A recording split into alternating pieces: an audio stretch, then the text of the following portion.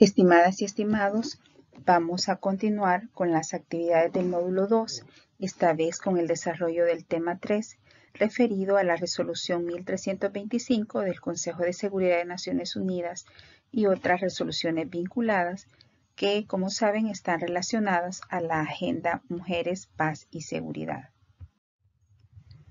Lo que se pretende con este tema es que ustedes conozcan las herramientas propuestas por Naciones Unidas para promover la participación de las mujeres en la construcción de paz, la seguridad y el desarrollo, así como evaluar su grado de cumplimiento y aplicación a El Salvador.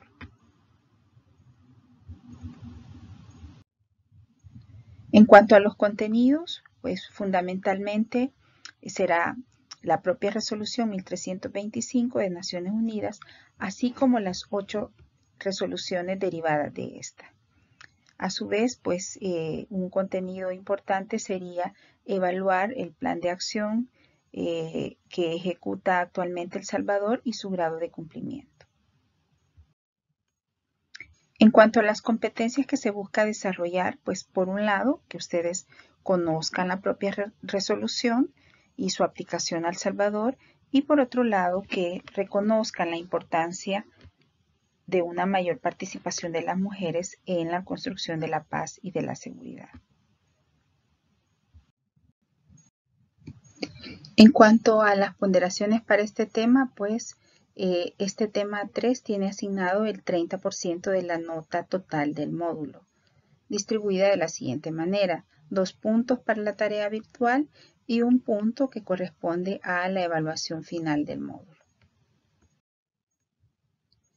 Vamos entonces a dar inicio a la conferencia prevista en este tema sobre la resolución 1325 y su aplicación a El Salvador.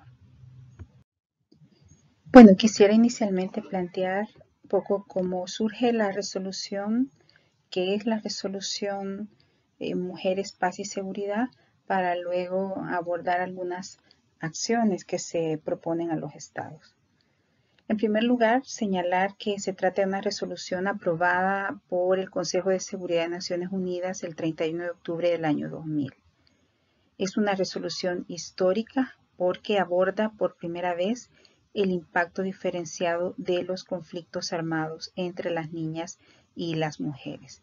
Es decir, que visibiliza por primera vez los elevados impactos de la violencia de género, con especial énfasis en la violencia sexual que sufren las mujeres en los conflictos armados. Por otra parte, insta a los estados a aumentar la participación de las mujeres en los procesos de paz y en la agenda de seguridad. Es decir, que su adopción representa un cambio significativo en la manera de abordar la paz y de enfocar la prevención de los conflictos. En resumidas cuentas, podríamos decir que la agenda propuesta por Naciones Unidas para la construcción de la paz y de la seguridad, con énfasis en la equidad de género, va encaminada a 2 pilares. Por un lado, que los estados adopten mecanismos de protección especial para las mujeres en situación de conflictos armados y posconflicto, y por otro lado, que los estados promuevan una mayor participación de las mujeres en los espacios de decisión y en la prevención, gestión y solución de los conflictos y en los procesos de paz. La resolución también enfatiza la responsabilidad de los estados, pues, en generar mecanismos de protección especial a niñas y mujeres durante los procesos de conflicto armado, pero también durante los procesos de construcción de paz. En cuanto a los mecanismos de protección a mujeres y niñas, la resolución insiste en la importancia, por un lado, de proteger a las niñas y a las mujeres ante la violencia sexual, pero también frente a otras formas de violencia en situaciones de conflicto y posconflicto. También exhorta a los estados a tener en cuenta las necesidades distintas y especiales de protección que tienen las niñas y mujeres durante estos procesos. Y finalmente, se subraya la importancia de incorporar la perspectiva de género en las reformas institucionales posconflicto que se adopten, tanto en digamos, las reformas constitucionales como reformas relacionadas con el ramo y defensa que permitan favorecer una mayor participación de las mujeres. En cuanto a la mayor participación y liderazgo de las mujeres en los procesos de paz, la resolución exhorta a los estados a que promuevan que las mujeres asuman liderazgos en distintas esferas. Por un lado, en instancias estratégicas de toma de decisiones, pero también se promueve una mayor participación de mujeres en procesos de diálogo político, negociaciones de paz y operaciones de paz de Naciones Unidas. Asimismo, hay un énfasis importante en aumentar la participación de las mujeres en las fuerzas de seguridad, ya sea en el ámbito de la seguridad interna o de la defensa. Y finalmente, otra dimensión donde se promueve que las mujeres participen y tengan un mayor protagonismo es en los procesos de reconstrucción y consolidación de paz de sus sociedades. Luego de la resolución 1325, Naciones Unidas adoptó otras resoluciones que han reforzado mecanismos de protección a niñas y mujeres, pero también que han definido indicadores para medir el avance de los compromisos adoptados en la resolución 1325. Quisiera que las viéramos a continuación. Bueno, por un lado tenemos que en el año 2008 se adoptó la resolución 1820, que básicamente propone que se reconozca la violencia sexual como una táctica y crimen de guerra. Por tanto, este crimen no podría ser amnistiado de acuerdo a la propuesta de Naciones Unidas. Un año después, en el 2009, se adopta la resolución 1888, que va dirigida a establecer una mejor coordinación entre todos los actores estatales y actores sociales implicados en la atención de la violencia de las mujeres en los conflictos. Un año después, en el 2010, se adoptó una nueva resolución, la 1960, que básicamente contiene una propuesta para desarrollar un sistema de rendición de cuentas para erradicar la violencia sexual asociadas a los conflictos. En el año 2013 se adopta la resolución 2016 que reitera la necesidad de adoptar acciones más eficaces por parte de los estados para cumplir estas resoluciones derivadas y para combatir la impunidad. Como pueden ver, hay un énfasis importante en las resoluciones de seguimiento en lo que es la sanción y la erradicación de la violencia sexual hacia niñas y hacia mujeres en los conflictos armados. En el año 2009 se adopta una nueva resolución, la 1889, que pone el énfasis en la necesidad por parte de los estados del cumplimiento de la resolución 1325. En 2013 también se adopta la resolución 2122 que hace hincapié en la necesidad de que los estados fortalezcan el liderazgo y la participación de las mujeres en la solución de conflictos y en la consolidación de la paz. Asimismo, en 2015 se adopta la resolución 2242 que insta a los estados a que evalúen las estrategias que han implementado para la promoción de mayor equidad de género y a que asignen recursos para la Agenda Mujeres y Paz. Y finalmente, en el año 2019 fue adoptada la resolución 2647 que básicamente exige que todas las partes en un conflicto armado pongan fin a la violencia sexual. Como puede verse, todas estas herramientas conforman un sólido marco normativo de aplicación universal para promover la paz, la equidad de género y la seguridad tanto de los países como también promueven la seguridad internacional. Se trata entonces, tanto la resolución 1325 como estas resoluciones derivadas, de toda una agenda política basada en el probado vínculo entre paz, desarrollo y equidad de género.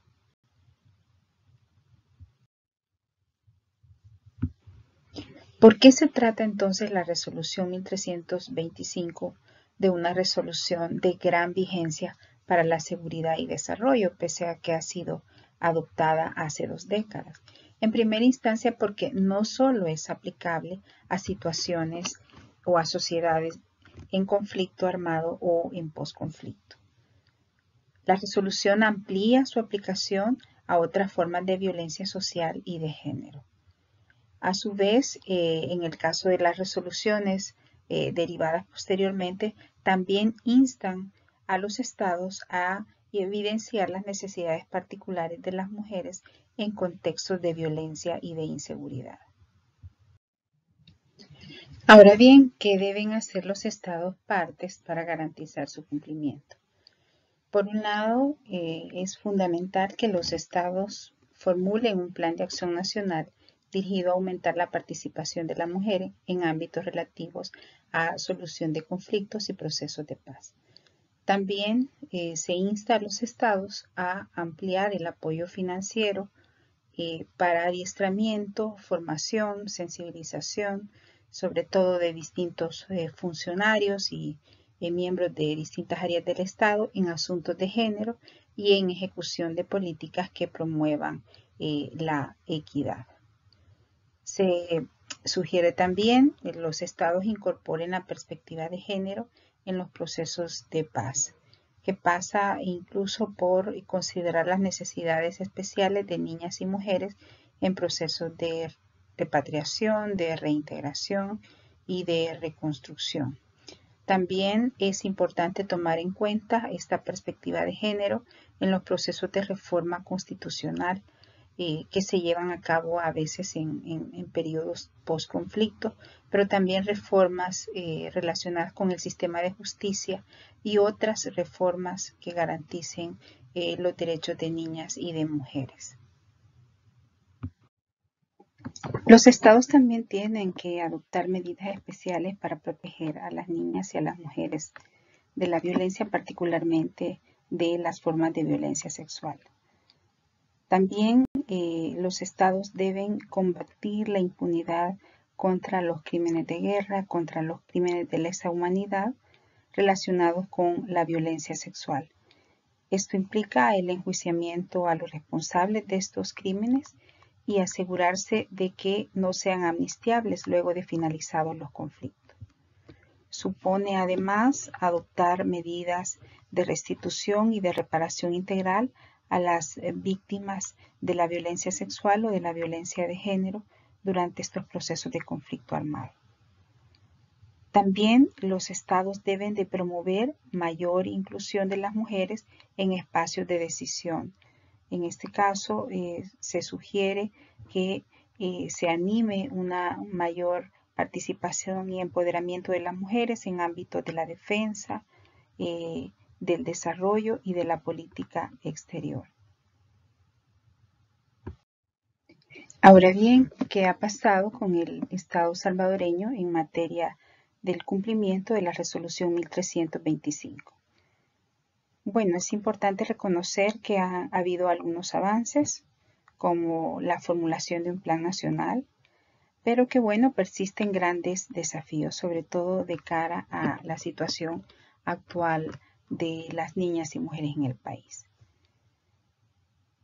En ese sentido, bueno, se ha conformado en 2014 un comité nacional para la elaboración del plan de acción y un comité de implementación. Finalmente, en 2017 fue aprobado el Plan Nacional de Acción 2017-2022, que incorporó 4 pilares.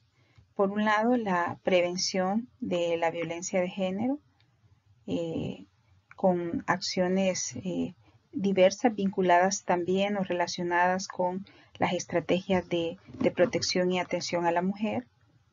Asimismo, se han definido medidas de protección especial, mecanismos de atención también humanitaria a niñas y a mujeres víctimas de la violencia. Contempla además medidas de reparación y de restitución de derechos y otro de los pilares es el fortalecimiento del proceso de implementación de la resolución 1325. Se incluye además un monitoreo y evaluación que permita dar seguimiento a el grado de implementación y cumplimiento. Y también es importante señalar que como responsables a cargo de la implementación del plan quedó el Ministerio de Relaciones Exteriores y el ISDEMO como el ente rector de la Política Nacional de la Mujer. En cuanto al cumplimiento de este plan, pues no se tiene tan amplia información sobre su grado de implementación, su grado de cumplimiento. Sin embargo, hay un informe de implementación que se publicó en el año 2019 en el que se reportan algunas actividades ejecutadas. Sin embargo, hay que decir que las actividades ejecutadas son generalmente actividades operativas o formativas, actividades de sensibilización, algunas actividades de promoción de atención psicosocial a veteranas y víctimas de la guerra, atención a su salud física y otras actividades de menor relevancia como exposiciones fotográficas, encuentros, actividades conmemorativas. En términos generales, este informe de seguimiento muestra más bien acciones logísticas o de apoyo a ciertos grupos, pero pocos avances estratégicos en la promoción de espacios de participación y de decisión de las mujeres.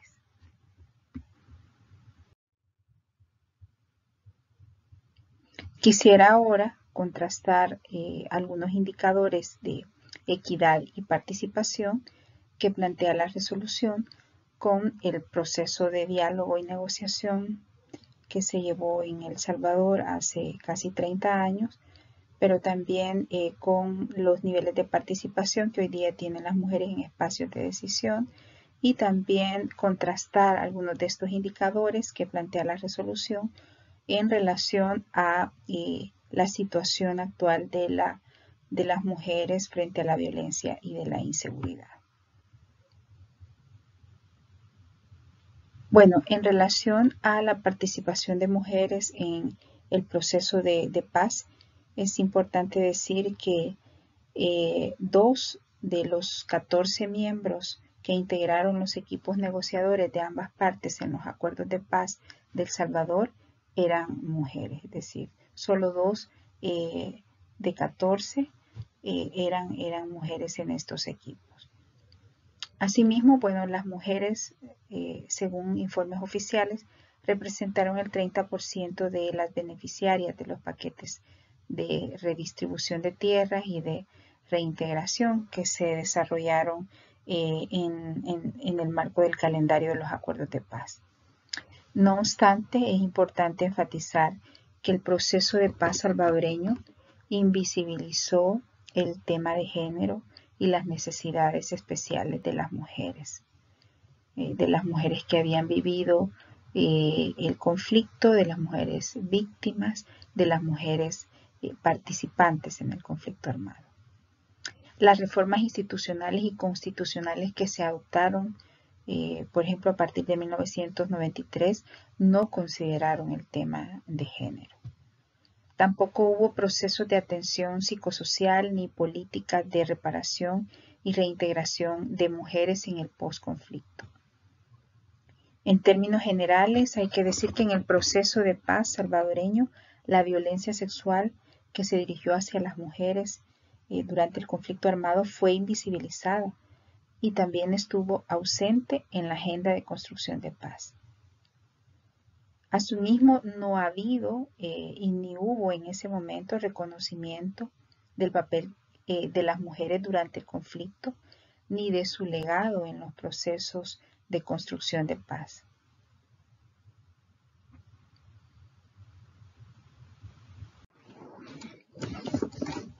Asimismo, podemos señalar que persiste una baja participación de las mujeres en espacios estratégicos de decisión y en ámbitos de seguridad y defensa. Por ejemplo, en cargos de decisión, el número de mujeres diputadas se han reducido en los últimos 3 periodos legislativos, han pasado de 27 a 22 si nos situamos en el periodo de la legislatura 2012 a la legislatura 2021 que va a iniciar el próximo 1 de mayo. Las alcaldesas pues no han aumentado tampoco significativamente. Nuevamente, al comparar su número en estos últimos 3 periodos de gobiernos locales, han pasado de 27 a 30, ¿no? En 2021. En el ámbito de la seguridad y de la defensa, si bien es cierto, ha habido un aumento de participación de mujeres como parte de la plantilla policial, sigue siendo todavía bajo. En el caso de la policía, las mujeres representan el 15% de la plantilla policial y del personal administrativo, de un poco más de 17,000 policías.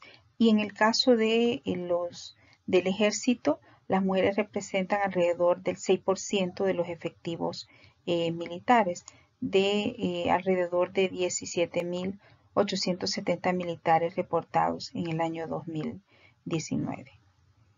Persiste además una baja representación de mujeres en niveles superiores dentro de las instituciones de seguridad y de defensa. La mayoría de mujeres pertenece sobre todo a los niveles básicos en el caso de la policía y de la tropa en el caso del ejército. Asimismo, es importante no dejar de señalar que dentro de estas instituciones, al haberse incrementado la participación de las mujeres, también ha aumentado el acoso, la discriminación y graves abusos y vulneraciones hacia sus derechos. Un emblema de esta situación de abuso dentro de las instituciones policiales ha sido precisamente el caso de la policía Carla Ayala. Este hecho mostró con contundencia que la institución policial no se ha democratizado ni ha adoptado mecanismos para promover efectivamente la equidad y el respeto hacia las mujeres. En relación a la violencia en el conflicto, pues la realidad que ha imperado para las niñas y mujeres ha estado caracterizada por una extendida violencia de género que se expresa tanto en los espacios públicos como en los ámbitos privados. Ha prevalecido también una enorme impunidad en los crímenes de guerra y de lesa humanidad, en donde la violencia en contra de las mujeres, incluyendo la violencia sexual, aparece invisibilizada. Muestra de ello, por ejemplo, es la dificultad para avanzar en casos incluso tan graves como la masacre del Mozote y lugares aledaños en donde las víctimas enfrentan enormes obstáculos para la búsqueda de la justicia. El país no formuló, no adoptó procesos de reparación ni de resarcimiento para las miles de víctimas directas e indirectas que resultaron afectadas durante el conflicto armado. Por otra parte, en cuanto a la violencia actual, sobre todo la violencia que se dirige hacia las mujeres, hay que decir que esta proviene de distintos actores: familiares, pandillas, agentes del Estado, particulares, son con frecuencia perpetradores de diversos hechos de violencia en contra de las mujeres. Entre 2002 y 2019, 7,084 mujeres, según los registros oficiales, fueron asesinadas de forma intencional en el país, lo que evidencia la magnitud que la violencia feminicida está alcanzando en el país. A su vez, en cuanto a violencia sexual, solo entre 2015 y 2019 se registraron cerca de 30,000 denuncias de violencia sexual.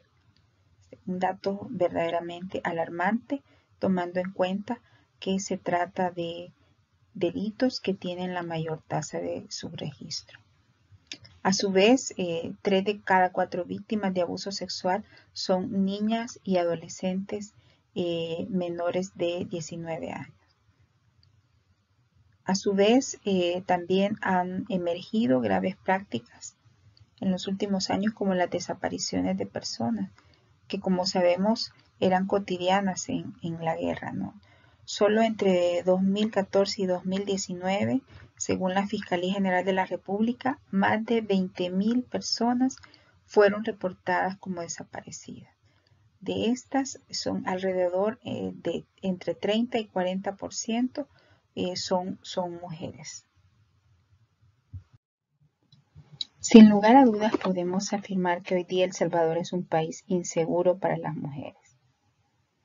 Las mujeres en El Salvador son las principales afectadas por la inseguridad, tanto en su calidad de víctimas directas como de víctimas indirectas.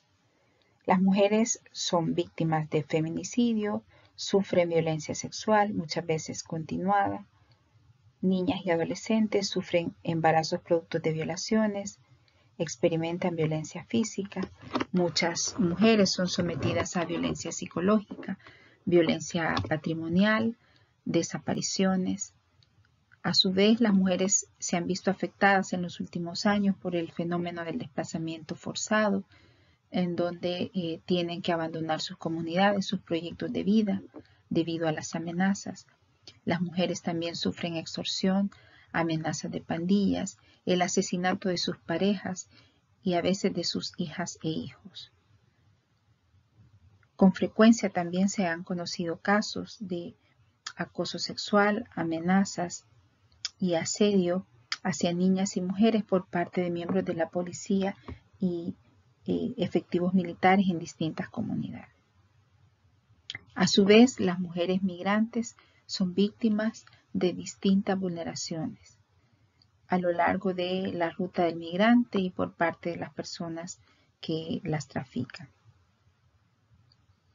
Con frecuencia también conocemos diversos casos de madres que tienen que lidiar con salvaguardar su seguridad y también la de sus hijas e hijos, pero además enfrentar el enorme obstáculo de la impunidad cuando buscan protección o justicia. También debemos de decir, y es muy doloroso encontrar, que muchas mujeres víctimas de la guerra han sido también víctimas de la violencia social o víctimas de la delincuencia durante la posguerra. Todo este panorama es enfrentado por las niñas y mujeres en un país donde persisten precarios sistemas de protección hacia las mujeres y en donde las instituciones de justicia son poco efectivas e inoperantes y suelen con frecuencia revictimizar y estigmatizar a las víctimas. Este panorama también ocurre en un país en donde hay una galopante impunidad, en donde apenas un pequeño número de casos de graves delitos, incluyendo homicidios, feminicidios, son judicializados y reciben sentencia.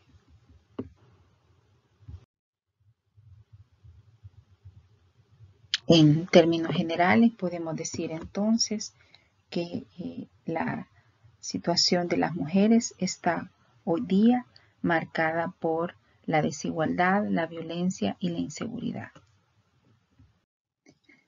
Para finalizar, quisiera hacer énfasis en por qué es fundamental la inclusión de las mujeres en la paz y en la seguridad. Bueno, en primera instancia está ampliamente probado, documentado, que la participación, la inclusión de mujeres en estos procesos mejora la eficacia de los procesos de ayuda humanitaria, pero también de atención a los conflictos armados. A su vez, el protagonismo de mujeres garantiza una mayor efectividad y sostenibilidad de los procesos de paz. Por otra parte, la participación de más mujeres ayuda a que se tomen decisiones acordes a las necesidades de las mujeres en estos procesos. Y finalmente, pues, una mayor inclusión de mujeres promueve el derecho de las mujeres a participar en condiciones de igualdad con los hombres en los procesos de construcción de paz y con ello, pues, se promueve su empoderamiento. hay una probada relación entre paz sostenible y participación efectiva de las mujeres. Quisiera finalizar esta ponencia subrayando algunas ideas. Por un lado, es necesario recordar, enfatizar que la violencia que afecta a las mujeres debe ser abordada como un problema de seguridad de los estados con la intervención y participación de distintos actores. A su vez, es fundamental reconocer que el problema de la violencia de género es un problema de derechos humanos y que por tanto requiere asistencia humanitaria y atención integral. Y finalmente, reiterar que sin equidad de género y participación de las mujeres no puede haber paz ni desarrollo en las sociedades. Muchísimas gracias por su atención.